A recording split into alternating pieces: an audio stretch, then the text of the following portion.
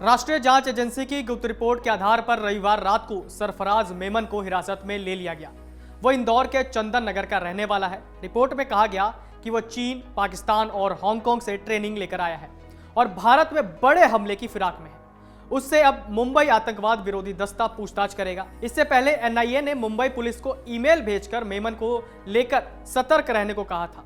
Agency ने उसका आधार card, driving licence और पासपोर्ट भी भेजा था।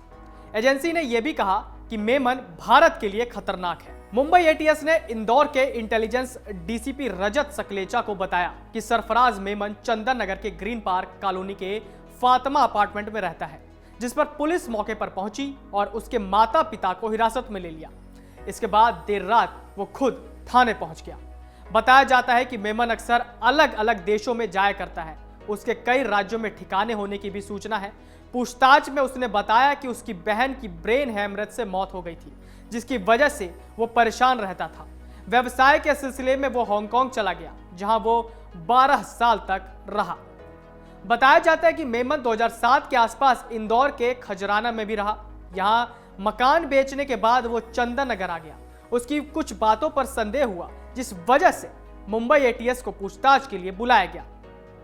पूछताछ में शामिल एक अधिकारी के मुताबिक वो 2020 में केंद्रीय गृह मंत्री अमित शाह के ट्विटर अकाउंट को हैक करने में भी शामिल रहा, जिस पर उसके खिलाफ गुजरात में मामला दर्ज किया गया था।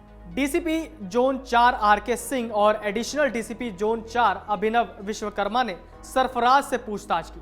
उसमें उसने बताया कि वो 15 बार चीन और हांगकांग गया। उसके पासपोर्ट में भी इसका जिक्र है। वहीं एनआईए की सूचना के बाद सरफराज को हिरासत में ले लिया गया। पुलिस और इंटेलिजेंस की टीम उससे पूछताछ में जुटी हुई है। यह भी जानकारी सामने आई कि मां के निधन के बाद सरफराज के पिता ने दूसरी शादी कर ली, जिसकी वजह से वो और उसके 2 भाई नाराज हैं। सभी अलग अलग जगहों पर रहते हैं। बताया जाता है कि सरफराज की मोबाइल की दुकान है। वो विदेश से सस्ते दामों में मोबाइल खरीदकर यहां महंगे दामों पर बेचता है। राष्ट्रीय जांच एजेंसी एनआईए की रिपोर्ट के बाद में इंटेलिजेंस और पुलिस ने रविवार रात चंदन नगर से सरफराज को हिरासत में लिया। रिपोर्ट में बताया कि वो 12 साल तक हांगकांग में रहा। यह भी कहा गया कि पाकिस्तान और चीन से आतंकी ट्रेनिंग लेकर आया है। भारत में बड़ा हमला करने की फिराक में है। अब मुंबई का आतंकवाद विरोधी दस्ता एटीएस सरफराज से पूछताछ करेगा। वो 2007 के आसपास इंदौर के खजराना में भी रहा।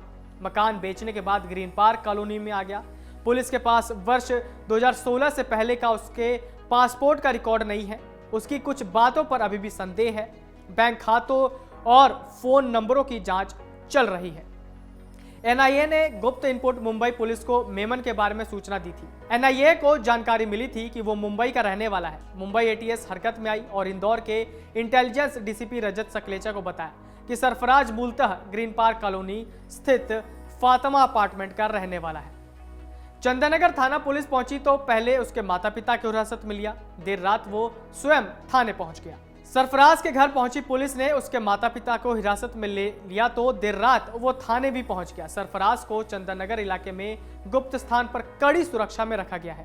पूछताछ में सवालों के स्पष्ट जवाब नहीं दे रहा है। मध्य प्रदेश के गृह मंत्री नरोत्तम मिश्रा ने कहा कि एनआईए से जो इनपुट मिला था उसके आधार पर इंदौर की पुलिस ने सरफराज को हिरासत में लिया। मध्य प्रदेश से कोई भी संदिग्ध इस तरह की गतिविधि में लिप्त है तो पुलिस उसे नहीं छोड़ेगी। जांच में यदि किसी भी तरह की आपराधिक गतिविधियों में उसकी भागीदारी मिलती है तो पुलिस सख्त कार्रवाई करेगी। बता दें कि मध्य प्रदेश का मालवा इलाका आतंकी गतिविधियों को लेकर हमेशा से संवेदनशील रहा है। प्रतिबंधित संगठन सिमी इस इलाके में सबसे ज्यादा एक्टिव रहा है। यहां से इसके कई सदस्य गिरफ्तार किए गए थे। हाल ही में इंदौर सहित मालवा अंचल के शहरों में पीएफआई पर भी कार्रवाई की गई थी और इस संगठन से जुड़े पदाधिकारियों को गिरफ्तार भी किया गया था। डाउनलोड करें अमर उजाला ऐप और पाएं खबरें लगातार।